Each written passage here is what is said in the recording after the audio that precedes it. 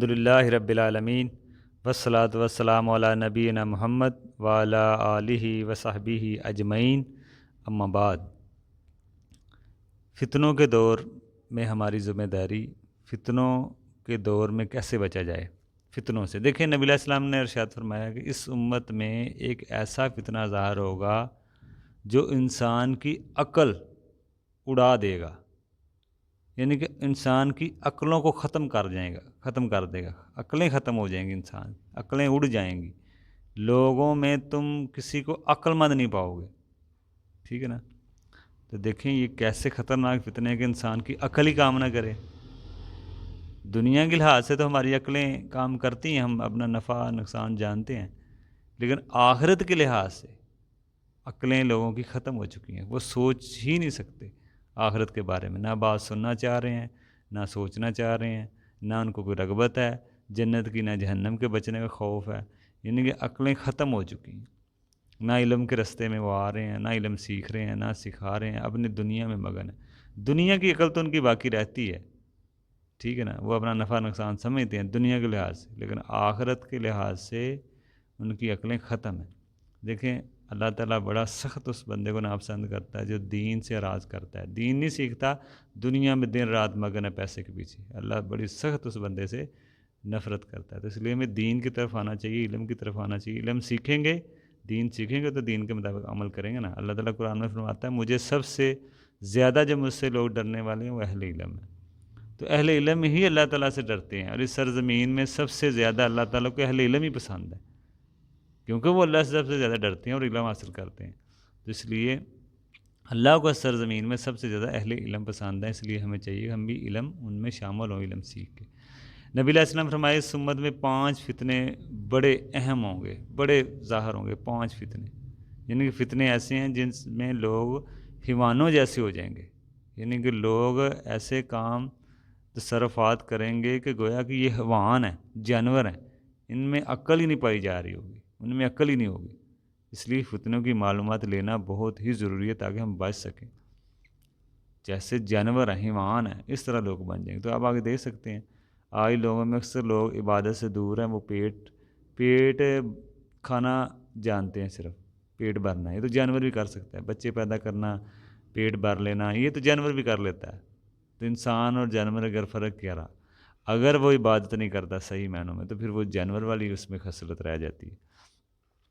صحابہ کرام میں حضرت حذیفہ رضی اللہ عنہ فتنوں کا سب سے بڑا علم رکھتے تھے، حضرت حذیفہ، اور ان کا قول اگر تم اپنے دین، ان کا قول ہے کہ اگر تم اپنے دین پہچانتے ہو تو فتنے تم کو نقصان نہیں دیں گے۔ اگر آپ کو دین کا پتہ ہی نہیں ہے تو فتنہ آپ کو نقصان دے گا۔ فتنہ نقصان اس وقت دیتا ہے جب آپ حق باطل کی تمیز ہی نہ کرتے ہوں، آپ میں حق باطل کی تمیز ہی نہ رہے، پھر فتنہ نقصان دیتا ہے۔ دیکھیں اسی طرح ایک فتنہ شہوات کا ہوگا، بدعات کا ہوگا، عقیدے صحیح نہیں ہوں گے لوگوں کے، کشمکش میں لوگ رہیں گے، کیا بدعات کیا ہے، عقیدہ کیا ہے، لوگوں کو سمجھ ہی نہیں آ رہی ہوگی۔ دیکھیں آج لوگ کتنا، ان کو پتہ ہی نہیں، حق علماء تک وہ پہنچ ہی نہیں سکتے، وہ کشمکش میں ہی ہیں، بدعات میں ہیں، عقیدہ ان کا صحیح نہیں ہے، شہوات میں ہیں وہ۔ تو یہ سارے فتنے ہیں بڑے بڑے، ٹھیک ہے نا۔ شہوات کا فتنہ، مال کی محبت، اولاد کی محبت، انسان اپنے دین کی خاطر اولاد کی محبت میں انسان اپنے دین کو خطرے میں ڈال دیتا ہے۔ نبی علیہ السلام نے فرمایا تم پیٹ اور شہوات میں داخل ہو جاؤ گے، پیٹ اور شہوات کے فتنے میں داخل ہو جاؤ گے، ٹھیک ہے نا۔ جیسے آپ نواب لوگ دیکھتے ہیں جو بڑے بڑے ہیں، وہ پیسے والے لوگ اس میں زیادہ ملوث ہیں، شہوات میں، پیٹ کی شہوات میں، جیسے رنگ برنگے وہ کھانے کھاتے ہیں، ٹھیک ہے نا۔ اسی طرح جو بڑے لوگ ہیں وہ طوافوں کا ناچ گانا، زناکاری، یہ چلتا رہتا ہے ان کے۔ تو اس لیے پیٹ اور شہوات سے بچیں۔ نبی علیہ السلام کی حدیث بھی ہے کہ لوگ اپنی زبان اور شہوات، شرمگاہ کی وجہ سے زیادہ لوگ جہنم میں جائیں گے۔ دوسرا مسئلہ، ہم کو حکمرانوں کے حقوق ادا کرنا چاہیے۔ اگر وہ حقوق نہ دیں تو ان سے پوچھا جائے گا، حکمران سے سوال، حکمرانوں کے حقوق کیا ہیں، یہ بھی پتہ ہونا چاہیے، ان کی بات کو ماننا، ان کے خلاف بغاوت نہ کرنا، مظاہرے وغیرہ نہ کرنا، صرف ایک شریعت کے خلاف بات اگر ان کی شریعت کے خلاف بات نہ ہو تو اگر ہمارا حق نہ دیں تو صبر کریں.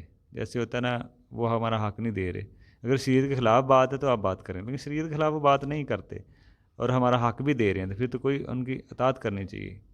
لیکن اگر ہمارا حق نہیں دے رہے تو پھر صبر کریں، دل میں برا جانے. اگر شریعت کے بھی خلاف ہے، آپ اگر ان کو بات بتا سکتے ہیں، ان تک بات پہنچا سکتے ہیں تو ٹھیک ہے، ورنہ آپ صبر کریں، ان کے لیے دعا کریں ہدایت کی. یہ نہیں کہ یہ بھی ایک فتنہ آج کل آپ دیکھ رہے ہیں، فتنے وقت کے حکمران کے خلاف لوگ نکل جاتے ہیں. اگر تو وہ دین کے مطابق ہیں تو پھر تو آپ کی اطاعت ضروری ہے، ان کی کرنا آپ پہ فرض ہے.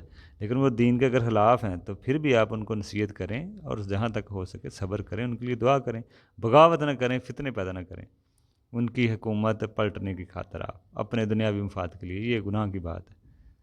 اور اللہ کے نبی کی حدیث بھی ہے کہ ان لوگوں کے حوض کوثر پہ ان کی ملاقات مجھ سے نہیں ہوگی جو حکمران کے ساتھ بغاوت کرتا ہے. ٹھیک ہے نا، حکمران کے خلاف بغاوت کرنا یہ فتنہ ہے، یہ فساد ہے.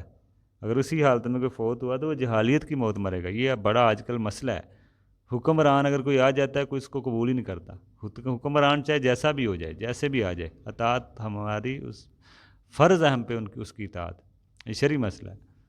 اگر وہ دین کے خلاف کوئی کام کرتا ہے تو پھر نہیں، پھر بھی آپ صبر کریں. اگر آپ ممکن ہے اس تک بات پہنچانا، حق پہنچانا، کسی کے ذریعے پہنچائیں، بغاوت نہ کریں، اس لیے اس سے منع کیا گیا ہے.